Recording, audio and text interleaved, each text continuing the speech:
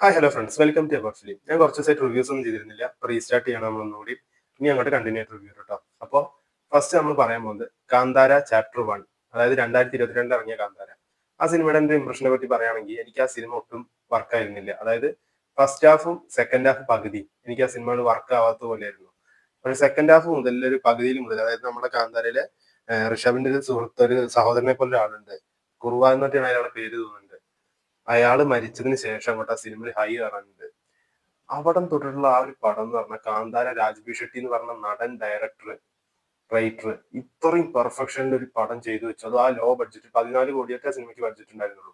ആ ബഡ്ജറ്റിൽ വെച്ച് ഇത്രയും കിടലായിട്ട് ഒരു പടം ചെയ്തു വെച്ചാൽ പെർഫോമൻസ് ആണ് കേട്ടോ, അല്ലാതെ ആ സിനിമയിൽ ബഡ്ജറ്റ് ഷോ ഓഫ് ഒന്നും ഇല്ല. Pure performance. അതായത് നമ്മൾ രാജ്ബി ഷെട്ടി ആ ഒരു ഗുളികം കയറിയ ഒരു പെർഫോമൻസ് ഉണ്ട്. ആ ഒരു ഒറ്റ സംഭവത്തിന്റെ ഹൈല സിനിമ 400 കോടി രൂപ കളക്ഷൻ വന്നത് വമ്പ ഹിറ്റായി. KGF കഴിഞ്ഞ ഏറ്റവും വലിയ കളക്ഷൻ ഉള്ള കന്നഡ സിനിമയാണ് കാന്താര 1. അപ്പോ ഇതിന് ശേഷം കാന്താര 2 വരുന്നു. അങ്ങനെ ഒരു പോസ്റ്ററും ആ ഒരു മോഷൻ പോസ്റ്ററൊക്കെ ഇറങ്ങിയ, അതായത് ഇൻട്രോ ഒരു ഫസ്റ്റ് ടീസർ ഇറക്കിയിരുന്നവര്. ആ വലിയൊരു കുഴിയുടെ ഉള്ളിൽ നിന്ന് രാജ്ബി ഷെട്ടി, ഋഷഭ് മേലേക്ക് നോക്കിയിട്ടാണ്. അപ്പൊ അത് കണ്ടു കഴിഞ്ഞപ്പോ എനിക്ക് ദൈവമേ എന്താ പരിപാടി. ഓക്കെ, ടീസർ കഴിഞ്ഞ ട്രെയിലർ വന്നു. ആ ട്രെയിലറിൽ എനിക്ക് ഒട്ടും പ്രതീക്ഷ വന്നില്ല. കാരണം അപ്പോകലിപ്റ്റോ, അതുപോലെ നമ്മൾ കണ്ട കുറെ ഇംഗ്ലീഷ് സിനിമകളിലൊക്കെ സീക്വൻസ് പോലെ തോന്നിപ്പിക്കുന്ന ഒരു ആംബിയൻസ് സെറ്റപ്പ് ഒക്കെ ആയി കണ്ടപ്പോൾ എനിക്ക് ഉറപ്പായി. കുറച്ച് പൈസ ഒക്കെ കിട്ടി തുടങ്ങിയപ്പോ നമ്മുടെ രാജ്ബി ഷെട്ടി എന്നുള്ള ഋഷഭ് ഷെട്ടി എന്നുള്ള മാറോട്ട്, സോറി. അപ്പൊ ഋഷഭ് ഷെട്ടിയും സ്ഥിരം ബഡ്ജറ്റ് ഷോ ഓഫ് ആയിട്ടുള്ള പരിപാടി ആയിരിക്കും എനിക്ക് തോന്നി. പക്ഷെ പടത്തിന് പോയിരുന്നപ്പോ ഇവിടെ ലോകേഷ് കനകരാജ് വന്നു, മണിരത്നം വന്നു, ശങ്കർ വന്നു. ഒരുവിധപ്പെട്ട എല്ലാ മെയിൻ ഡയറക്ടേഴ്സും കൊണ്ടുവന്ന് ബോംബിട്ട് പോയ വർഷമാണിത്. ഹൈപ്പിൽ വന്നിട്ട് എന്ത് കാര്യം, ഒക്കെ പൊട്ടി, ഒന്നും രസമില്ല, ഒന്നും കണ്ടിരിക്കാൻ നമുക്ക് തോന്നണ്ടേ, അതിനുള്ള ഒരു ഇതില്ലാതെ പോയി. എന്നാൽ കൂട്ടത്തിൽ തമ്മിൽ തൊമ്മൻ എന്ന് പറഞ്ഞ പോലെ വന്നതായിരുന്നു നമ്മുടെ മദ്രാസി, AR മുരുകദാസ് കൊണ്ടുവന്ന സിനിമ. അത് പിന്നെ ഒരു പരിധി വരെ തിയേറ്റർ വാച്ച് ആയിരുന്നു.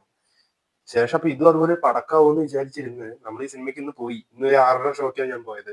ഹൗസ്ഫുൾ. അത്യാവശ്യം ഞാൻ വെറുതെ മോർണിംഗ് എടുത്തൊരു പബ്ലിക് റിവ്യൂ നോക്കിയിരുന്നു. അതിലൊക്കെ അത്യാവശ്യം പോസിറ്റീവ് വരുന്നു. ഫസ്റ്റ് ഹാഫ് പോരാന്ന് പറയുന്നുണ്ട്. അങ്ങനെ ശരി, നമുക്ക് ഓക്കെ. അപ്പൊ കാന്താര 1 പോലെ തന്നെ സെക്കൻഡ് ഹാഫിൽ ഒരു ഹൈ മൊമെന്റ് വന്നിട്ട് പരിപാടി തീർക്കാവുന്ന ഞാൻ വിചാരിച്ചത്. പക്ഷെ പടത്തിന് കയറി നോക്കിയപ്പോ എനിക്ക് ഫസ്റ്റ് ഹാഫ് ആകുമ്പോൾ മമ്പ വർക്കാവില്ലേ. കാരണം എന്താന്ന് വെച്ചാൽ ഫസ്റ്റ് ഹാഫിൽ ഒരു രഥമായിട്ട് പോകുന്ന ഒരു സീക്വൻസ് കണ്ട്. അതായത് രാജേഷ് ബി ഷെട്ടി അതുപോലെ ആളെ കൂട്ടുകാരൊക്കെ പറഞ്ഞ കാട്ടിലുള്ളവരാ. അതായത് കാന്താര എന്ന് പറഞ്ഞ വനപ്രദേശത്തുള്ളവർ. അവര് നാട്ടുരാജ്യമായ ഈ ഹീറോയിന്റെയും ജയറാമിന്റെയും സ്ഥലത്തേക്ക് വരികയാണ്. അപ്പോ അങ്ങോട്ട് വരുമ്പോ ആ ഭാഗത്തുള്ള സംഭവങ്ങൾ കണ്ട് അതിന്റെ രസം. അതുപോലെ ഒരു കാടന്മാരല്ലേ ഇവര്, ആ ഗ്രാമത്തിൽ ഇറങ്ങിയോണ്ട് അതായത് രാജ്യത്ത് ഇറങ്ങിയോണ്ട് പൂണ്ട് വളരുന്ന രംഗം, അതൊക്കെ വേറെ ലെവലായിട്ട് എടുത്തു വെച്ചിട്ടുണ്ട് കേട്ടോ. അതേപോലെ തന്നെ തേവാങ്കളെ വെച്ചിട്ട് കുറച്ച് പരിപാടി ഉണ്ട്. ഒരു ടൈഗർ വരുന്ന സീക്വൻസ് ഇതിന്റെ ഇത് ചെയ്തിരിക്കുന്നത്, അതായത് VFX ചെയ്തിരിക്കുന്നത് റെഡ് ചില്ലീസ് എന്നാണ് ഞാൻ കണ്ടത്. അതുപോലെ ഈ സിനിമയുടെ എഡിറ്റിംഗ് കൈകാര്യം ചെയ്തിരിക്കുന്നത് സുരേഷ് മല്യ. കിട്ടില്ല വർക്കായിരുന്നു കേട്ടോ അവരുടെ. പിന്നെ ഈ സിനിമയിലെ പ്രധാന കഥാപാത്രങ്ങളെ അവതരിപ്പിച്ചിരിക്കുന്നത് പറയേണ്ട ആവശ്യമില്ല, Raj B Shetty, all the greatest. കാരണം എന്താ വെച്ചാൽ ഡയറക്ട് ചെയ്തിരിക്കുന്നതും കഥ എഴുതിയിരിക്കുന്നതും ഒക്കെ പുള്ളിക്കാരൻ തന്നെയാണ്. ഒരു ഒന്നൊന്നര മനുഷ്യനായിട്ട് ഇങ്ങനെ എന്ത് പെർഫോമർ ആണ്, അല്ലെങ്കിൽ ഇങ്ങനെ എന്താണെന്ന് എനിക്കൊരു പിടിയില്ല. കിട്ടില്ല ഒരു മനുഷ്യൻ. ക്ലൈമാക്സിനെ കുറച്ച് കളി കളിച്ച് വെച്ചിട്ടുണ്ട്, നിങ്ങൾ കണ്ടറിയാം, അത്രേ പറയാനുള്ളൂ എനിക്ക്. പിന്നെ ഈ സിനിമയിലെ മറ്റു പ്രധാന കഥാപാത്രങ്ങളെ അവതരിപ്പിച്ചിരിക്കുന്നത് ഗുൽഷൻ റഹ്മാനിയാണ്. എന്നൊരു പേരുണ്ട് പുള്ളിക്കാരൻ ഹിന്ദി ആക്ടറാണ്, അത്യാവശ്യം നല്ല ആക്ടറാണ് കേട്ടോ. കിടിലൻ ക്യാരക്ടർ അതില്. പിന്നെ രുക്മിണി വസന്താണ് ഹീറോയിൻ. കിടിലൻ ക്യാരക്ടർ തന്നെ, നല്ല അടിപൊളി. ക്ലൈമാക്സിലൊക്കെ അത്യാവശ്യം പൊളി പൊളിച്ച് പോയിട്ടുണ്ട്. കുറെ കാലത്തിന് ശേഷം ജയറാമേട്ടന്റെ കിടിലൻ പെർഫോമൻസ് ഈ സിനിമയിൽ എനിക്ക് കാണാൻ പറ്റി. പിന്നെ നമ്മളെ സൂഫ്രസോലാണെങ്കിലും ശരി, അതേപോലെ കാന്താര 1 ഉള്ള കുറെ ആൾക്കാർ, അതായത് അതിലൊക്കെ വന്നിരിക്കുന്ന ഈ കഥാപാത്രങ്ങളില്ലേ, അവരൊക്കെ ഇതിൽ ഈ ഏൻഷ്യൻ കാലത്തും ആ കാലഘട്ടത്തിൽ ജീവിച്ചിരുന്നവരായിട്ട് വേറെ ആയിട്ട് വരുന്നുണ്ട്. സത്യം പറഞ്ഞാൽ കാന്താര ചാപ്റ്റർ 1, അതായത് ലെജൻഡിന്റെ സെയിം ആളുകളും അതിൽ വരുന്ന പല പല സിറ്റുവേഷൻസും കാന്താര ചാപ്റ്റർ 1 ദ ലെജൻഡ് എന്ന് പറഞ്ഞപ്പോൾ 2025 ഒന്നും കൂടെ റീമോഡിഫൈ ചെയ്ത് ഇറക്കിയ അവസ്ഥ. അത് തന്നെയാണ് ഇത്. കഥാപശ്ചാത്തലം ഒന്ന് മാറ്റി കഥാപാത്രങ്ങളൊക്കെ വീണ്ടും കൊണ്ടുവന്നു. ഒരു റീബർത്ത് പോലെ ആക്കിയിട്ടുള്ള ഒരു ഫിലിം. സോറി, പ്രീക്വലിലെ റീബർത്ത് അങ്ങനെ പറയേണ്ടി വരും.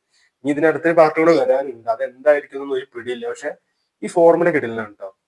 ഇതേപോലെ കൊണ്ടുപോവാണെങ്കിൽ പടം വേറെ ലെവലായിരിക്കും. പിന്നെ വരാഹരൂപം മ്യൂസിക് ഇതിലുണ്ട്.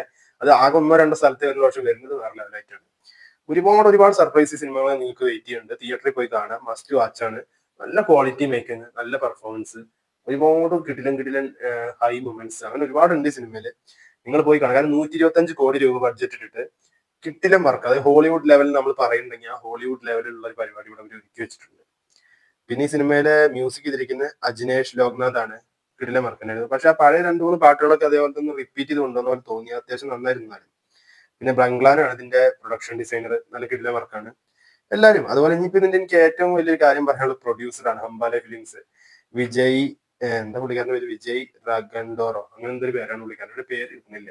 അപ്പൊ അങ്ങേര് എടുത്ത സിനിമകളിൽ ഇപ്പോ ഈ ലോ ബഡ്ജറ്റിൽ ഇത്രയും, അതായത് മറ്റു വലിയ വലിയ ബഡ്ജറ്റ് സിനിമകളെ വെച്ച് അപേക്ഷിച്ച് ഇങ്ങനെ കൊടുക്കുന്ന ബഡ്ജറ്റ് പറഞ്ഞ ലിമിറ്റ് ഉണ്ടായിരിക്കും. ഇപ്പൊ നരസിംഹാവതാരം എന്നുള്ള സിനിമ വന്നിരുന്നു, അത് അനിമയാണ്, പക്ഷെ കിട്ടിലും പടമാണ്. എന്താ വെച്ചാൽ അതിന്റെ ടോട്ടൽ മേക്കിങ്ങിന് വേറെ ലെവലാണ്.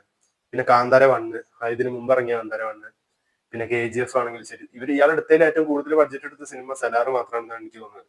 ബാക്കി എല്ലാ സിനിമകൾക്കും, അതായത് ആ ഒരു സിനിമയുടെ ഒക്കെ മേക്കിംഗ് കാണുമ്പോൾ നമുക്ക് ഒരിക്കലും ഈ ഒരു ബഡ്ജറ്റിൽ എടുത്തു എന്ന് പറയാൻ പറ്റില്ല. കാരണം ഉദാഹരണങ്ങൾ ഇഷ്ടം പോലെ അല്ലേ, കോടികൾ ചെലവാക്കി മോശമാക്കി എടുത്ത സിനിമകളാണ് നമ്മുടെ മുന്നിലുള്ളത്.